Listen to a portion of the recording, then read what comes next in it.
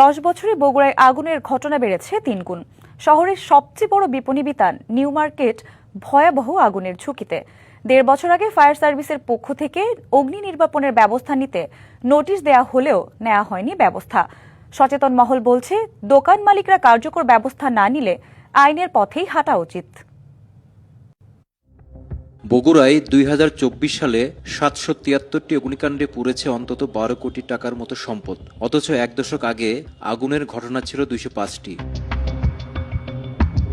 ঝুঁকিতে আছে প্রায় 67 বছরের পুরনো বগুড়ার নিউ মার্কেট। প্রায় 2 লাখ বর্গমিটার আয়তনের এই মার্কেটে 2000-এরও বেশি দোকান। তবে বৈদ্যুতিক সংযোগগুলো ত্রুটিপূর্ণ, নেই কোনো ফায়ার সেফটি প্ল্যান কিংবা দোকানগুলোর তাৎক্ষণিক অগ্নি নির্বাপনের সরঞ্জাম।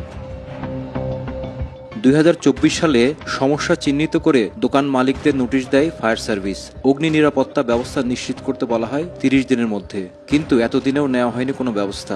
কন্টিনিউ পরিদর্শন করা হচ্ছে, নোটিশ প্রেরণ করা হচ্ছে, তারা আশ্বাস দিচ্ছে যে ফায়ার সেফটির ব্যাপারে তারা ব্যবস্থা নেবে, কিন্তু আগে যে অবস্থা ছিল বর্তমানে সেই অবস্থায় আছে, কোনো রকম পরিবর্তন নাই।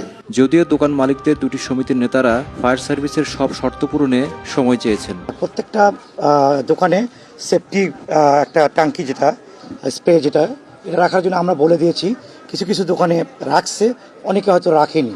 কি বুঝলেন ভাই? অনলি যেটাই চাই। নিচতলা থেকে 3 তলা 4 তলা পর্যন্ত যে লাইনের তার আছে নিজস্বভাবে আমরা তৈরি করে নিজে বক্স করছি।